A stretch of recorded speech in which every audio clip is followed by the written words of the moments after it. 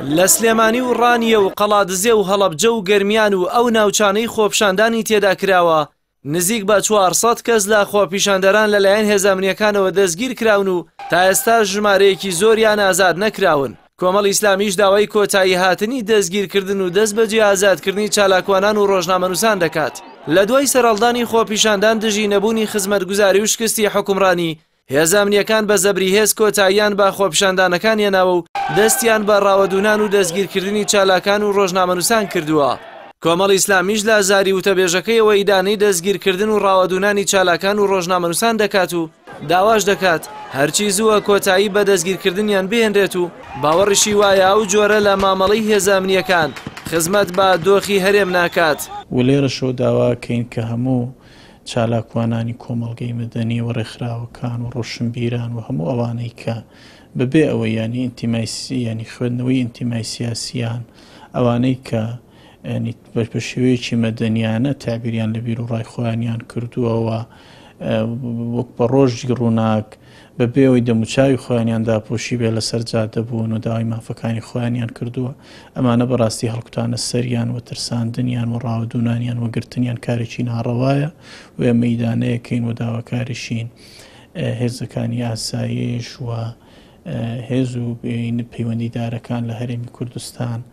وەکو چۆن لە ڕابردوودا ئەو ڕێگایانە کاریگەری ئیجابی نەبووە لە خزمەتی ئەمنیەت و ئیستیقراری ناوخۆی هەرێمی کوردستان نەبوو بە تەکید لە ئێستاشدا نابێ و پێشمان وایە ئەمە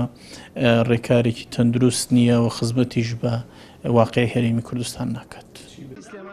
سەرەڕای بڵاوە پێکردنی خۆپیشاندەران بە زەبری هێز و تەقەی هێزانمنیەکان و بریندارکردنی چەندین خۆپیشاندەر و پەلاماردانی ڕۆژنامەنووسان شەوانە و ڕۆژانە و لەسەر شەقام و لەناو ماڵەکانیان چالاکانی خۆپیشاندانەکان و ڕۆژنامەنووسەکان لەلایەن هێزانمنیەکانەوە دەستگیر دەکرێن و دەستگیرکردنیشیان بەردەوامە. سەرۆکی لیژنەی مافی مرۆڤ لە پەرلەمانی کوردستانی ئاشکرای دەکات لە ماوەی ڕۆژانی خۆپیشاندانەکان نزیک بە 400 کەس دەستگیر کراون کە بەشێک لەو دەستگیرکراوانە لە دەرەوەی یاسا بووە و پێشێلکاریشیان بەرامبەر کراوە. بەشێک لە دەستگیرکراوەکان لە دەرەوەی بڕیاری دادگا و ڕاگررتنی یاسایی بووە،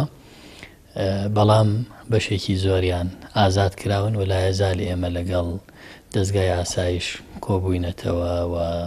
گفتوگۆمان زۆر کردووە، داوای ئازادکردنی دەست بەجێ هەموو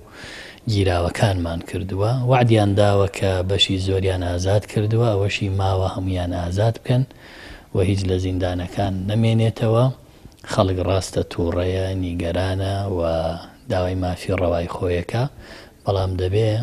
بەلا ڕێژدا نەبرێ و بەهانە نەدرێ بۆەوەی کە سەرکوت بکرێ و ئەو جۆرە لە گرتنی نایاسایی ئەنجام بدرێ. بەڵێنمان وەرگرتووە کە هەمویان ئازادە بن و بەو نزیکانش کەس لە زیندان نامێنێ.